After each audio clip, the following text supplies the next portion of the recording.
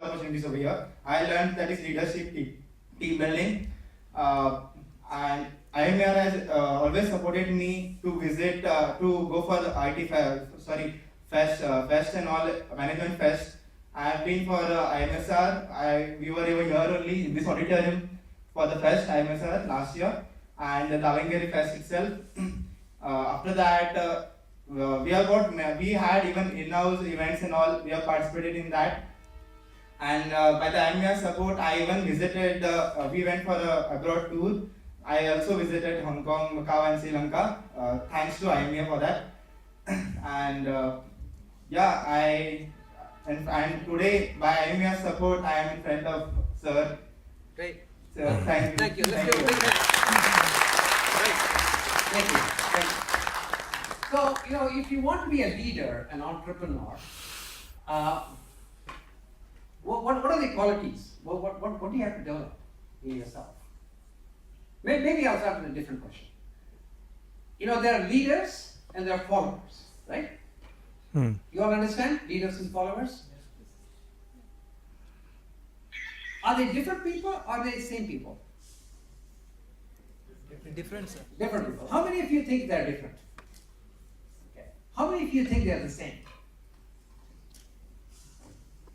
Actually, it was interesting because this question sort of came up, and in MIT we do one of the programs for undergraduate professional opportunity programs that develop these guys to sort of develop the professional aspect of their training as opposed to technical aspect.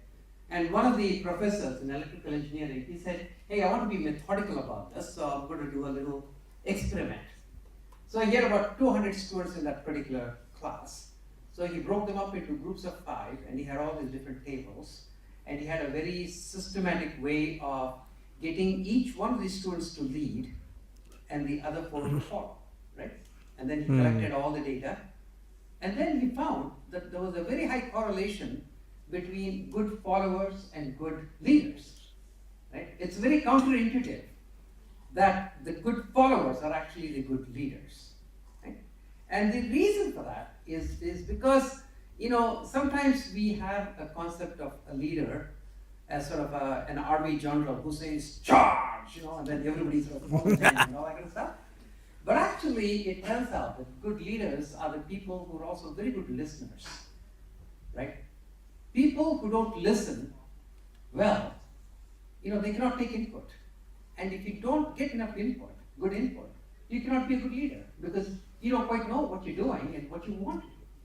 So I think listening, even though it's very counterintuitive, it sounds like a very meek, submissive kind of a behavior, is probably one of the most important aspects of being a good leader.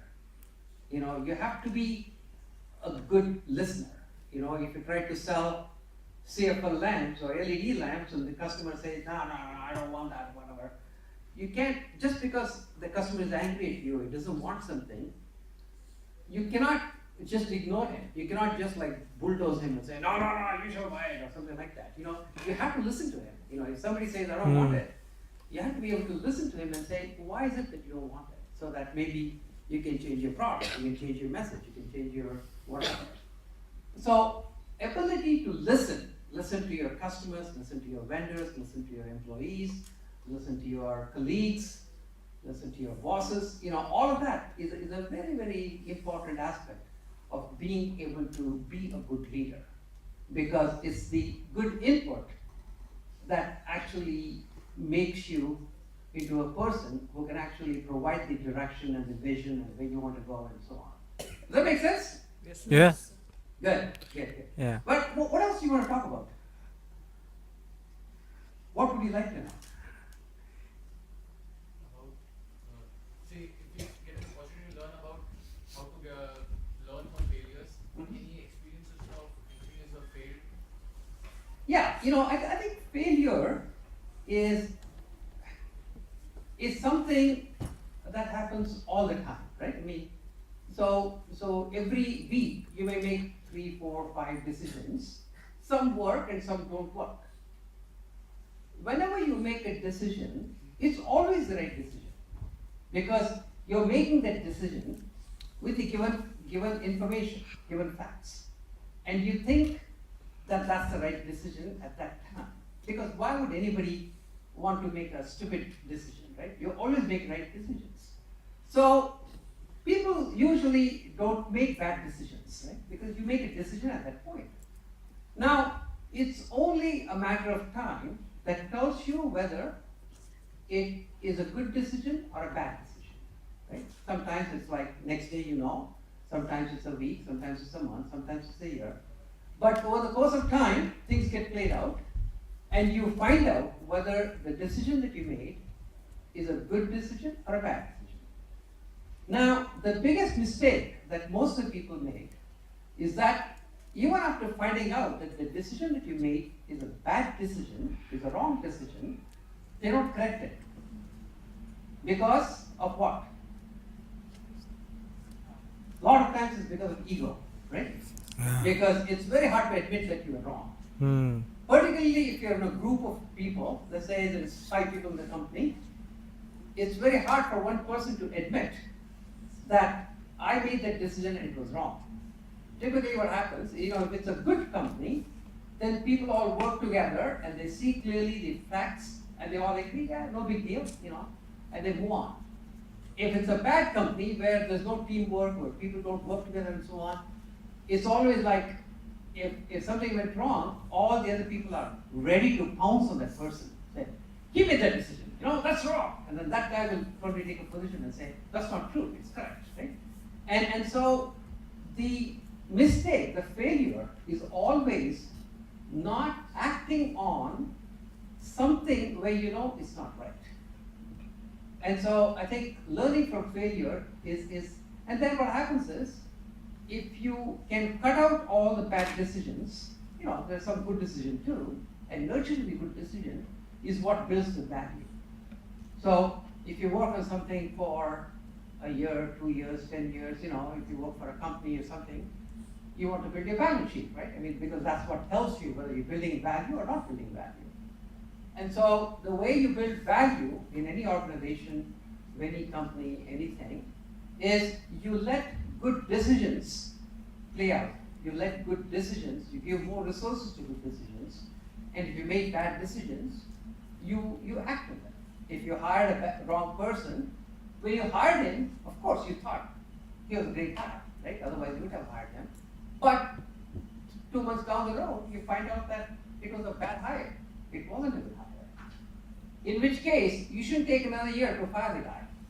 Fire that person right away. So, particularly if you want to do a startup, if you want to do a new company, you don't have much time. You have very little money and very little time to actually get things going. So you have to make your decisions in some ways a little bit more rapidly. And quick decisions also means that you don't have enough time for analysis and all that stuff. So it's a little bit like you're shooting from the hip. You're making very quick decisions. And when you make quick decisions, the chances are that you make mistakes. But if you make a mistake, have the ability to admit right away and correct that mistake, and then you move on. And if you build that culture in the organization, then it becomes very easy for people to say, yeah, that was wrong, and admit and then move on. So in some ways, if you have a good organization, good group of people working together, there's not a very strong association of authorship of the idea. That you all collectively work on something, you all share a mission, you all share a vision, you all say this is what we're trying to do, and people come up with different ideas, and then good ideas become obvious to the group. And you say, yeah, of course we're going to do that. And there isn't a strong association of idea with people. If one is Annie's idea, if another one is somebody else's idea and somebody else's idea, and then if there's a strong association with that, then there is a lot of this barriers that get built. Because if somebody's decision is not right, then you have to blame that person, right? But if you're collectively all sort of together, really trying to make good decisions and then cut out the bad decisions and so on, that's a great organization. That's an organization that works well, it builds a lot of value, it builds competitive advantage, and all that kind of stuff. That make sense? Yep. Okay. What else? Yes. So can you tell a little bit about your entrepreneurial journey? Oh, my entrepreneurial journey. You know, I sort of grew up around here, even though I didn't go to school in Hubli. I was in Sankeshwar, you know, which is a little Ah. village near Belgaum. Fourth, fifth, sixth, seventh, fifth, sixth, seventh, eighth grade. Ninth grade I did actually in Belgaum, PK Model High School. 10th grade was Bangalore, and then I did PUC and then went to Madras, Chennai. So I graduated, and 73 is when I left India, and so I've been away from India for a long time now. But when I left, I really thought I was going to be a professor. So I did my master's and I taught for a year. I was a young fellow then, 23, 24 something. And then I got voted as one of the best professors. So at that point I was convinced that my destiny was to be a professor. So Where in Canada? Sir? In Canada. in Canada. Okay. But then you cannot be a professor without a PhD, so I went and got a PhD. But just as I was finishing up my PhD, there was a little company in Toronto, close to where I was finishing up my PhD, and the company was not doing that well. And so the head of engineering, Dr. Peter Brackett, had to quit the company and become a professor at the university where I was. So I got to know Peter. And then Motorola actually came and bought this struggling company in Toronto. And when they bought that company, they asked Peter to come back and be the head of engineering here. So Peter went back to the company. And about 3 months later, I got my PhD. And so Peter called me up and said, you know, forget all this professorship, why don't you just come and join me here? And because I knew Peter, I joined that company. And over the next 4 years, we went from 20 people garage operation to 400 people, $100 million business, very profitable. So it was a great sort of a ride for me. And there were 3 of us who actually made it all happen. So in '84, when I and my wife looked back and said, oh, you know, if we can do this for Motorola, maybe we can do it for ourselves. And that's what sort of got the entrepreneurial vibe. So a lot of times, you know, your life changes a lot depending on whom you meet, whom you work with, and so on. So opportunity to work with very good people is a life-changing experience. So if any of you get an opportunity to work with people who are extraordinary, don't worry about salary, don't worry about how much you get paid or how much reward you get or anything like that. Because I think in life, the hardest thing is to know what's possible. It's benchmarking. You all know what benchmarking is? Yeah. You know, benchmarking is, you know, if you hang around with Olympic athletes and those guys jump whatever, 8 feet, 8 inches or whatever, then your expectation of what you need to do is pretty high. If you're with a group of people who jump 2 feet 6 inches, you'll probably jump 2 feet 7 and you say, wow, you know, I'm so good, right? So benchmarking is everything in life. And the benchmarking you get set by working with the kind of people that you work with. So the different people that you meet in your life, the people that you work with, because they all open doors that you didn't even know existed, right? And so my whole life has been like that. You know, I didn't know that I was going to be a professor. I didn't know that I was going to be an entrepreneur. I didn't know that I would be doing a lot of the social stuff and foundation and all that kind of stuff. So every time, new doors open up. And fortunately, I've been fortunate enough to keep my eyes open and grab those opportunities.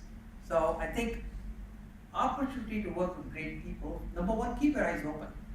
I mean, don't sort of be very restricted in your vision of what you can possibly do. Just like you went from technology to MBA to being an entrepreneur, I mean, sure, I mean, why not? It's, at the end of the day, everything in life is common sense. And so you can do anything. And so if you find your passion and if you really think you're good at something else, do it. I mean, try it. And so I think it's a lot of it is just keeping your mind open and eyes open for opportunities and working with very good people. Thank you, sir. Yes? You also said people matter. So how do we build a good team or having a better team, a positive team? How do we build that among a team? Yeah, so it's a, that's always a difficult thing because when you get started, for example, you're trying to take these vegetables from farmers to whatever. So attracting other people, particularly when you don't have money, it's not like you can give them big salary, all that kind of stuff. So the only thing that gets other people excited about the whole thing is your vision of what you're trying to do. Obviously, you're sacrificing a lot, right? You're giving up a lot to make something happen. And so it's usually two things. One is like how committed you are to that cause. People have to see that commitment. And they also have to sort of somehow believe that you're going to be very successful. I think it's almost like if people believe that you're going to be successful in what you're doing, good people say, hey, I want to be part of that. I don't want to miss out. And the more good people join, the better is your chance of being successful. So attracting very good people is a subtle art, and it's a snowball effect. It's almost like, hey, the train is leaving. If you want to get on, you have to get on fast now, kind of thing.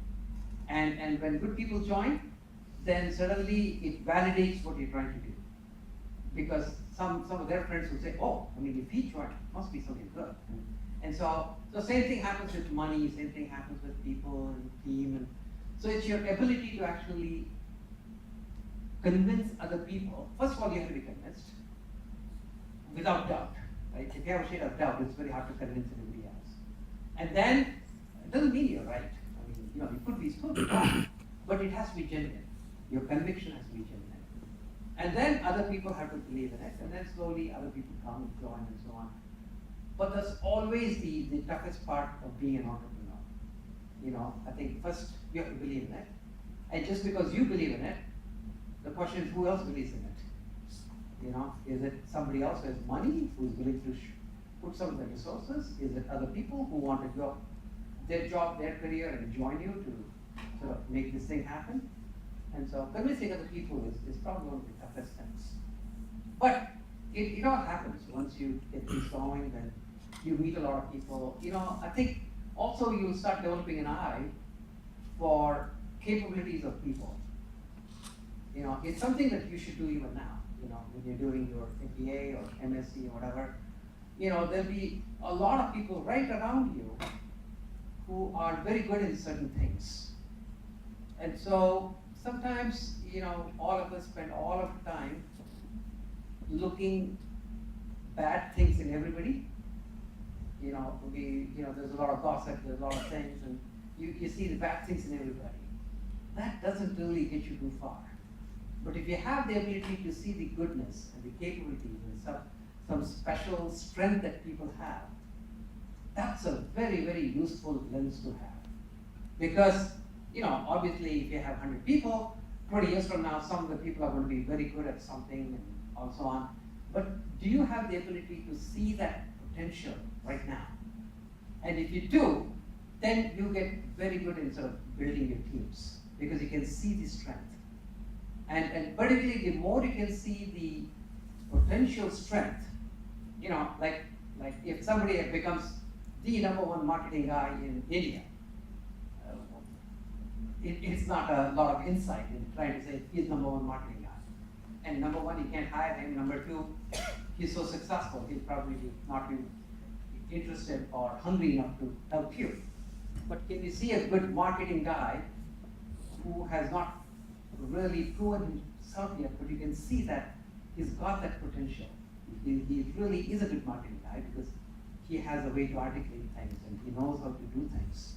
So when you see potential in people, before that whole thing is realized, is a special skill. And that's the skill that you have to develop. Because then he's thankful to you because you gave him an opportunity to develop his potential. And it's great for you because he brings a dimension that you don't have or something that you need. So I think seeing goodness in other people is a capability that you have to develop right now. Not see that thing after people have done something great.